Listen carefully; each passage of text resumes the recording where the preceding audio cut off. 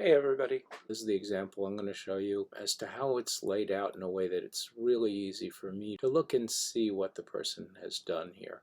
This happens to be a very good example. These are kind of what thumbnails look like, but we're going to go into that in a minute. So first I want to look at the milestone 2 guidelines. So there's basically 3 parts here, and I'm going to highlight them. We've got part A, which says sketch at least 3 layout variations, both vertical and horizontal for each, so that's 6 different layouts, using ample white space in correct proportion to the final digital layouts. Okay, white space is the spacing around the letters, so if we're looking at this design here, all of this is white space. Wherever there's no images, that's white space, right? So they're saying that they want us to have enough white space in the images and in correct proportion to the final digital layout. So we want it to be, since we're doing a digital layout that's a tablet size, we want our sketches to look tablet sized as well. Alright, so let's take a look and see what this student did for A. A student's name is down here in the corner, so I wanted to cover that so that I'm not showing you who the student is. Alright, so this is part A, and it's labeled clearly down here. You can't see it under here, but it says, like this one says 4.2 thumbnails part B, this says 4.2 thumbnails part C. So this is the part A page. So you can see that she has 6 layouts. 1, 2, 3, 4, 5, and 6. This is, it says it's a vertical page spread. So these are 2 pages that would be facing each other like that when you open a book, right? So she's showing what the spread might look like on this particular page. This is about vehicles. So she says EV, electric vehicles. So the big graphic there, just as a way to show that over there. And on this page, this is another page that's attached to that. The headlines are going to be sideways on this page. This is where the columns of text are going to be. And here's where her white space is. So this is example number 1. This is your vertical design. You don't have to do 2-page spreads. She did extra here. This is the horizontal pages that go with that. So where it says this, she has it rearranged so that instead of it being tall like this one is and narrow, this one instead is shorter and wider, right? So this page translates to that, and this page translates to that. So this is for example number 1, the vertical layout and the horizontal layout. For example number 2, we also have the same. These are 2 separate pages. It says vertical page spread. So she writes all these little annotations and notes to make sure that I understand. So this one, again, her headline is going to be over here. I'm not sure what she's planning to do in the background here. That's kind of a lot of white space, but that's okay. This is the design process. And here she has a couple of small images. Maybe there are images here, maybe these are videos, I'm not sure. But here's where her text is laid out over there. And then when we translate that one, the vertical pages to horizontal pages, this page here is now going to be wide instead of tall, and it's going to look like that. It's still going to have the text in the bottom corner. And this page here is going to now have these 2 boxes moved to the side, and the text columns are going to be taller just to fit the page size better. And then also for version 3, which is what she had to do, 3 different layouts. So she's got 2 vertical pages here and 2 horizontal pages that match up with the vertical pages. So this is part A done really well. Let's take a look now and see what part B says. Part B says to select the digital layout that you think is ideal for this project based on your layout variations. So in other words, of these 3 layouts, which one does she like best and which one is she going to use? Then after that, once you've selected that one, let's say she selects number 1 for argument's sake, right? So once she's selected that, now she's going to sketch and design options for the cover, for the table of contents, for the feature article, and for the interactive ad. Part B, she's got to cover all that stuff. Let's take a look at what she does here. Okay, so now I have part B up. Again, I covered her name, so it's not there. So she selected option 1. So now look what she does. She shows the cover, and it's Car and Driver magazine.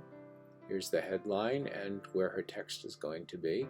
And she shows that in the vertical direction, and she shows what it'll look like in the horizontal direction as well.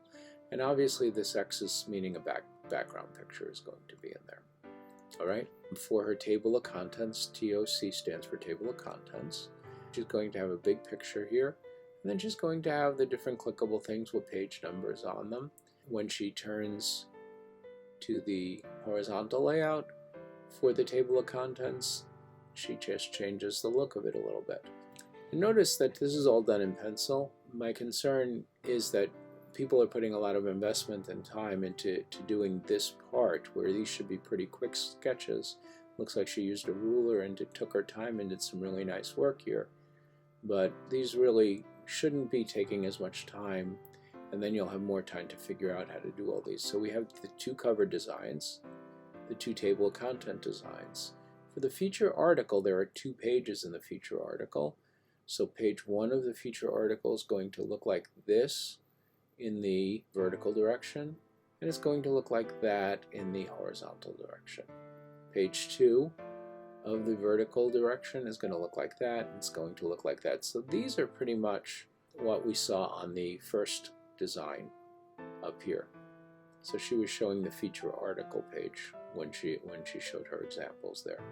And now the interactive ad is going to be an advertisement that has interactions on it, like videos and, hyperlinks, buttons. There could be animations, any of those things. Audio might be on here. Again, this is what her layout's going to look like for that. So she has the vertical direction and the horizontal direction. Let's now take a look at part C, and we'll see what that says. And we're going to take another look at that. So for part C, let's highlight that.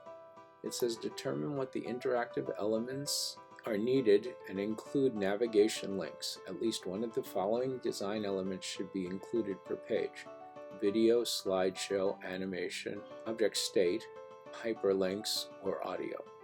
So these are the possibilities that you can use, and you need at least one of these on every page. So let's take a look and see what she did here. Okay, so now we're looking at part C. It says the interactive elements. And what she's showing here is she's showing the vertical cover and the horizontal cover, and she's telling me what's going to happen in these different areas. So she's using arrows to show what's happening. So up in this top bar, she says white light panning across the logo. So you have the logo here. She's going to make a lighting effect that animates across the logo. That's her plan there. These pictures that are in the background, she's going to animate those. She doesn't tell me what that animation is going to be, and I would prefer to know, but at least I know that this is going to be an interactive element. And then her headline is going to zoom forward, so it's going to get closer to me, then back down on a looping system. So it's going to go forward and back, forward and back, forward and back. It's going to get larger and smaller, larger and smaller.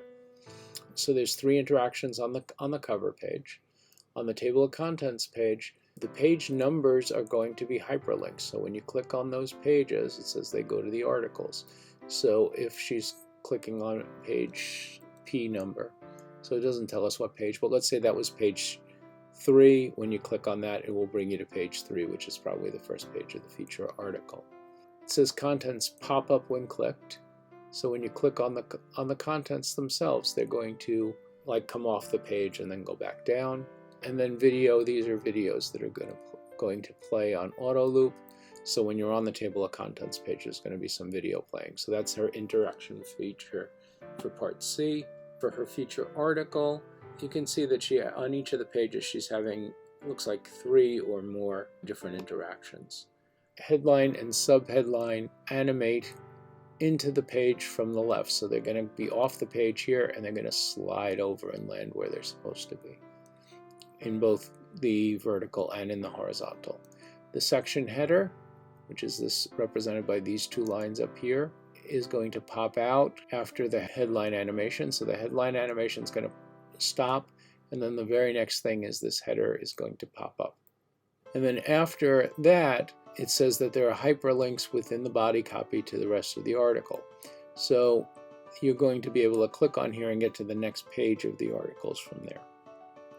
All right, this is page 2 of the feature article in the vertical and horizontal. directions. There's going to be a video slideshow that plays. That means it'll be more than one thing happening. Your section header animates. So this is the section header there. It's going to get bigger and then back down. And then your hyperlinks are going to be within your body copy. And then finally in the interactive ad, she's got a video that's going to loop and autoplay, just like on the table of contents page.